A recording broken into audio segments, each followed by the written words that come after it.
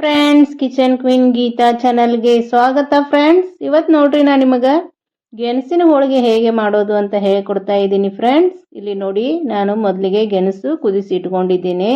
ಗೆಣಸು ಹೇಗೆ ಕುದಿಸೋದೆಂದರೆ, ಗೆಣಸನ್ನು ಚೆನ್ನಾಗಿ ತೊಳೆದು ಕುಕ್ಕರ್ನಲ್ಲಿ ಹಾಕಿ ಅದರ ಮೇಲೆ ಒಂದು ಹಸಿ ಅರಿವೆ ಮುಚ್ಚಿ ಒಂದು 10 ನಿಮಿಷ ಕುದಿಸಿಕೊಳ್ಳಬೇಕು. ಫ್ರೆಂಡ್ಸ್, ನೀರು ಹಾಕಿ ಕುದಿಸಿಕೊಳ್ಳಬೇಡಿ. ನೀರು ಹಾಕಿದರೆ ಗೆಣಸು ಬಹಳ ಸಾಫ್ಟ್ ಆಗಿ ಕುದಿಯುತ್ತವೆ ಮತ್ತು ಅವು ಹೋಳಿಗೆ ಬಹಳ ದಿವಸ ಇಡಲು ಬರುವುದಿಲ್ಲ. ಈ ರೀತಿ ನಾನು ಹೇಳಿದ ರೀತಿ ಮಾಡಿ ನೋಡಿ. ಸ್ವಲ್ಪ ಬಿರುಸಾಗಿ ಗೆಣಸನ್ನು ಕುದಿಸಿಕೊಳ್ಳಬೇಕು. ಫ್ರೆಂಡ್ಸ್, ಒಂದು 10 ನಿಮಿಷ ಇಟ್ಬಿಡಿ ನೀವು ಗ್ಯಾಸ್ ಮೇಲೆ, ಸಾಕು. ನೋಡಿ ಎಷ್ಟು ಚೆನ್ನಾಗಿ ಈ ರೀತಿ ಮೇಲ್ಗಡೆ ಸಿಪ್ಪೆಯನ್ನು ತೆಗೆದುಕೊಳ್ಳಬೇಕು. ಸಿಪ್ಪೆ ಎಷ್ಟು ಚೆನ್ನಾಗಿ ಉಸ್ತಾ ಇದೆ ಅಂತ ನೋಡಿ. ಗೆಣಸಿನ ಹೋಳಿಗೆ ತುಂಬ ಚೆನ್ನಾಗಿರುತ್ತವೆ ಫ್ರೆಂಡ್ಸ್. ತಿನ್ನಲೂ ಸಾಫ್ಟ್ ಆಗಿ ರುಚಿಯಾಗಿರುತ್ತವೆ. ಬನ್ನಿ ಹೇಗೆ ಮಾಡೋದು ಅಂತ ನೋಡೋಣ.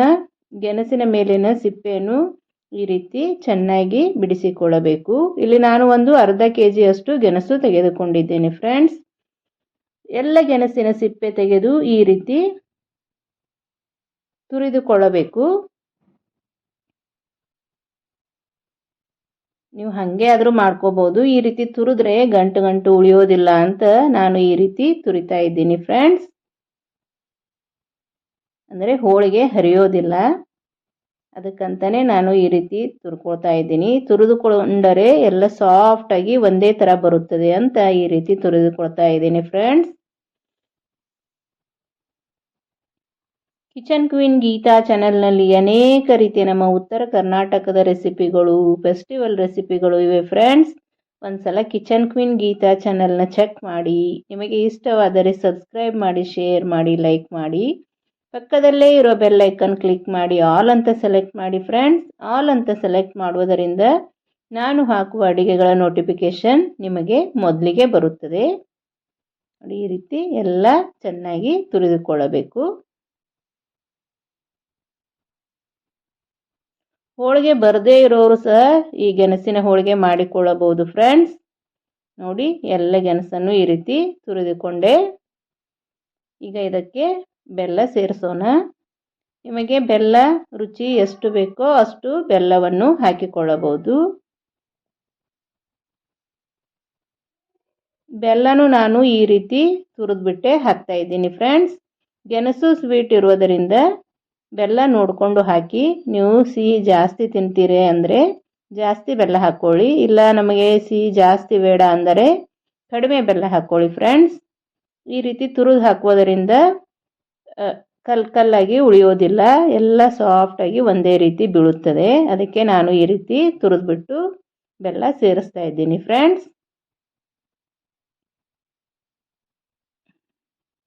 ನಿಮಗೆ ಗೆಣಸಿನ ಹೋಳಿಗೆ ಮಾಡುವ ಟಿಪ್ಸ್ ಹೇಳಬೇಕಂದರೆ, ಗೆಣಸನ್ನು ಸ್ವಲ್ಪ ಬಿರುಸಾಗಿ ಕುದಿಸಿಕೊಳ್ಳಬೇಕು. ಫ್ರೆಂಡ್ಸ್, ಅದು ಒಂದು.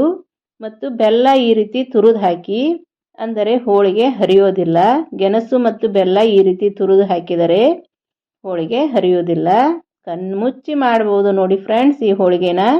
ಹೋಳಿಗೆ ಬರದೇ ಇರೋರು ಸಹ ಈಸಿಯಾಗಿ ಮಾಡ್ಕೋತಾರೆ ಈ ಹೋಳಿಗೆನ. ಮತ್ತು ಚೆನ್ನಾಗಿ ಮಿಕ್ಸ್ ಮಾಡ್ಕೊಳ್ಳಿ. ಬೆಲ್ಲ ಮತ್ತು ಗೆಣಸನ್ನು ಈ ರೀತಿ ಚೆನ್ನಾಗಿ ಮಿಕ್ಸ್ ಮಾಡಿ ಹೂರಣ ರೆಡಿ ಮಾಡ್ಕೊಳ್ಳಿ. ಈಗ ಇದಕ್ಕೆ ಒಂದು ಚಿಟಿಕೆ ಏಲಕ್ಕಿ ಪೌಡ್ರನ್ನು ಹಾಕಿಕೊಳ್ಳೋಣ. ಏಲಕ್ಕಿ ಪೌಡ್ರ್ ಹಾಕುವುದರಿಂದ ಹೋಳಿಗೆಗೆ ಘಮ ಚೆನ್ನಾಗಿ ಬರುತ್ತದೆ ಅಂತ ನಾನು ಏಲಕ್ಕಿ ಪೌಡ್ರನ್ನು ಹಾಕ್ತಾ ಇದ್ದೇನೆ. ಫ್ರೆಂಡ್ಸ್, ಹಾಕಿ ಮತ್ತೊಂದು ಸಲ ಮಿಕ್ಸ್ ಮಾಡ್ಕೊಳ್ಳಿ.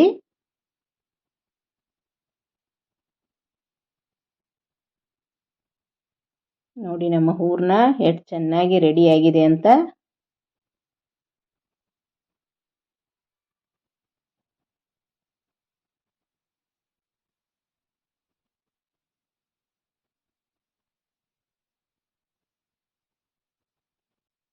ಹೋಳಿಗೆ ಮಾಡಲು ಹೂರಣ ರೆಡಿ ಆಯಿತು. ಮೊದಲೇ ಹಿಟ್ಟನ್ನು ಕಲಿಸ್ಕೊಂಡು ಇಟ್ಕೊಂಡಿದ್ದೇನೆ. ಫ್ರೆಂಡ್ಸ್, ಗೋಧಿ ಹಿಟ್ಟಿಗೆ ನಿಮ್ಮ ಗೋಧಿ ಜಿಗುಟಿಲ್ಲ ಅಂದರೆ ಸ್ವಲ್ಪ ಮೈದಾ ಸೇರಿಸಿ ಉಪ್ಪು ಎಣ್ಣೆ ಹಾಕಿ ನಾದಿಕೊಳ್ಳಿರಿ. ಫ್ರೆಂಡ್ಸ್, ಹೂರಣ ಮತ್ತು ಹಿಟ್ಟು ಒಂದೇ ಹದಕ್ಕೆ ಇರಬೇಕು. ಫ್ರೆಂಡ್ಸ್, ತಿಳುವಾದರೆ ಎರಡು ತಿಳುವೇ ಇರಬೇಕು, ಗಟ್ಟಿ ಆದರೆ ಎರಡು ಗಟ್ಟಿನೇ ಇರಬೇಕು. ಅಂದರೆ ಹೋಳಿಗೆ ತುಂಬ ಚೆನ್ನಾಗಿ ಬರುತ್ತವೆ. ನೋಡಿ, ಇಲ್ಲಿ ನಮ್ಮ ಹಿಟ್ಟು ರೆಡಿಯಾಗಿದೆ. ಬನ್ನಿ ಹೋಳಿಗೆ ಹೇಗೆ ಮಾಡೋದು ಅಂತ ತೋರಿಸ್ಕೊಡ್ತಾ ಇದ್ದೀನಿ ಫ್ರೆಂಡ್ಸ್.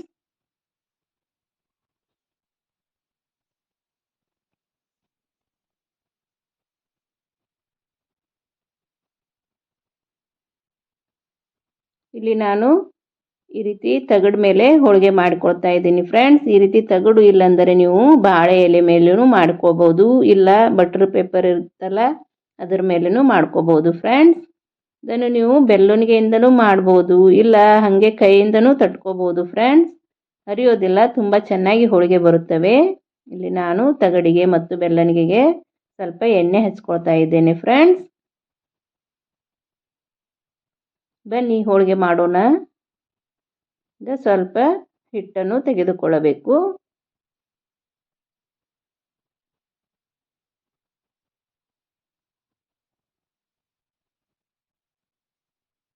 ಈ ರೀತಿ ನೀವು ಎಷ್ಟು ದೊಡ್ಡದು ಮಾಡ್ತೀರೋ ಅದಕ್ಕೆ ಹೊಂದುವಂತೆ ಹಿಟ್ಟನ್ನು ತೆಗೆದುಕೊಳ್ಳಿರಿ. ಜಾಸ್ತಿ ದೊಡ್ಡದು ಮಾಡ್ತೇನೆಂದರೆ ಜಾಸ್ತಿ ಹಿಟ್ಟನ್ನು ತೆಗೆದುಕೊಳ್ಳಬೇಕು, ಇಲ್ಲ ನಾವು ಚಿಕ್ಕ ಚಿಕ್ಕಾಗಿ ಮಾಡ್ತೀವಿ ಅಂದರೆ ಸ್ವಲ್ಪನೇ ಹಿಟ್ಟು ತೆಗೆದುಕೊಳ್ಬೇಕು. ಇಲ್ಲಿ ನಾನು ಸ್ವಲ್ಪ ದೊಡ್ಡದಾಗಿ ಹೋಳಿಗೆ ಮಾಡ್ತಾ ಇದ್ದೀನಿ ಫ್ರೆಂಡ್ಸ್. ನೋಡಿ, ಈ ರೀತಿ ಹಿಟ್ಟನ್ನು ಮಾಡ್ಕೋಬೇಕು. ಈಗ ಇದಕ್ಕೆ ಹೂರಣ ತುಂಬಿಸೋಣ ಬನ್ನಿ ಫ್ರೆಂಡ್ಸ್. ನಮ್ಮ ಗೆಣಸಿನ ಹೂರಣ ರೆಡಿಯಾಗಿದೆ. ಎಷ್ಟು ದೊಡ್ಡದು ಬೇಕೋ ಅಷ್ಟು ಹೂರಣ ತೆಗೆದುಕೊಳ್ಳಬೇಕು. ತೆಗೆದು ಈ ರೀತಿ ಕೈಯಿಂದ ಉಂಡೆ ಮಾಡ್ಕೋಬೇಕು ಫ್ರೆಂಡ್ಸ್.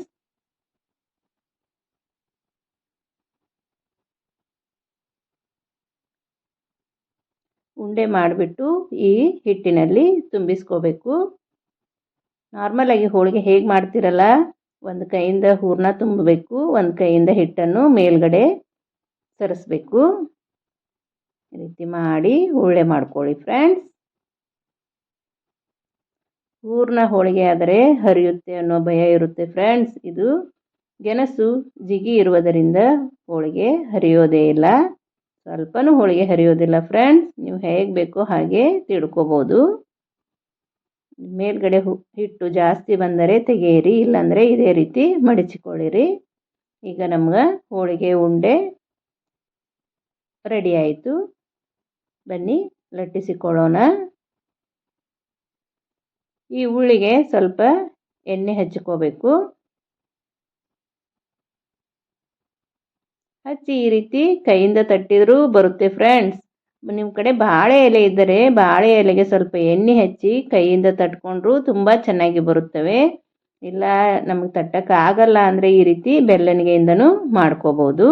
ಎರಡು ಬದಿಯಲ್ಲೂ ಎಣ್ಣೆ ಹಚ್ಚಿ ಈ ರೀತಿ ಲಟ್ಟಿಸಿಕೊಳ್ಳಿರಿ ಫ್ರೆಂಡ್ಸ್. ಸ್ವಲ್ಪನೂ ಹರಿಯೋದಿಲ್ಲ ಫ್ರೆಂಡ್ಸ್. ಇವು ಗೆಣಸಿನ ಹೋಳಿಗೆ ಅಂತ ಬರದೇ ಇರೋರಿದ್ರೂ ಈ ಹೋಳಿಗೆಯನ್ನು ಈಸಿಯಾಗಿ ಮಾಡ್ಕೋತೀರಾ. ಒಂದ್ಸಲ ನಿಮ್ಮ ಮನೆಯಲ್ಲಿ ಟ್ರೈ ಮಾಡಿ ಹೇಗೆ ಬಂತು ಅಂತ ನನಗೆ ಕಮೆಂಟ್ ಮಾಡಿ ಹೇಳಿರಿ ಫ್ರೆಂಡ್ಸ್. ಕಮೆಂಟ್ ಮಾಡೋದು ಮಾತ್ರ ಮರಿಬೇಡಿ. ಮತ್ತು ನಿಮ್ಮ ಕಡೆ ಗೆಣಸಿನ ಹೋಳಿಗೆ ಹೇಗೆ ಮಾಡ್ತೀರಾ ಅಂತಲೂ ಹೇಳಿ.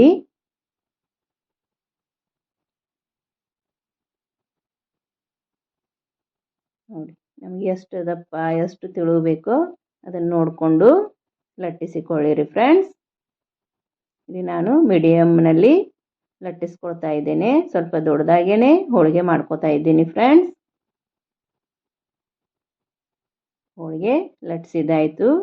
ಈಗ ಇದನ್ನು ಬೇಯಿಸ್ಕೊಳ್ಳೋಣ ಬನ್ನಿ ಫ್ರೆಂಡ್ಸ್. ಗ್ಯಾಸ್ ಮೇಲೆ ಒಂದು ತವೆ ಕಾಯಲು ಇಟ್ಟಿದ್ದೇನೆ.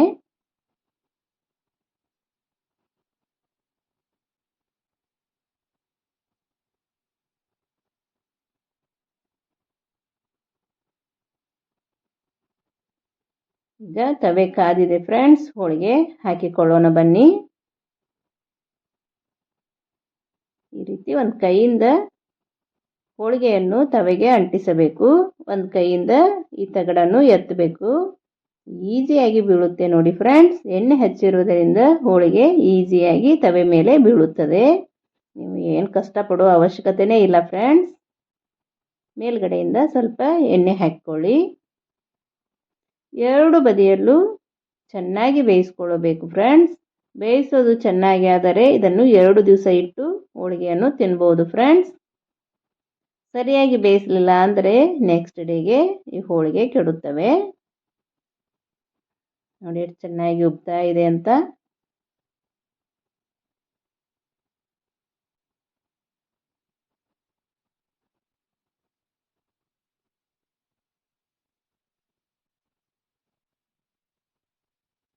ಈಗ ಹೋಳಿಗೆನ ಹೊಳಿಸಿ ಹಾಕೋಣ. ನೋಡಿ ಚೆನ್ನಾಗಿ ಬೆಂದಿದೆ. ಈ ಕಡೆನೂ ಚೆನ್ನಾಗಿ ಬೇಯಿಸ್ಕೋಬೇಕು. ಸ್ವಲ್ಪ ಎಣ್ಣೆ ಹಾಕ್ತಾ ಇದ್ದೇನೆ ಫ್ರೆಂಡ್ಸ್.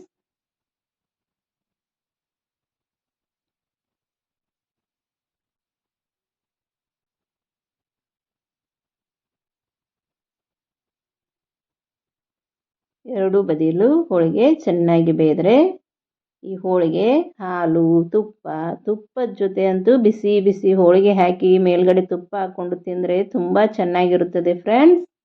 ನೀವು ನಿಮ್ಮ ಮನೆಯಲ್ಲಿ ಒಂದ್ಸಲ ಟ್ರೈ ಮಾಡಿ ನೋಡಿ, ಹೇಗೆ ಬಂತು ಅಂತ ನನಗೆ ಕಮೆಂಟ್ ಮಾಡೋದು ಮಾತ್ರ ಮರಿಬೇಡಿ ಫ್ರೆಂಡ್ಸ್.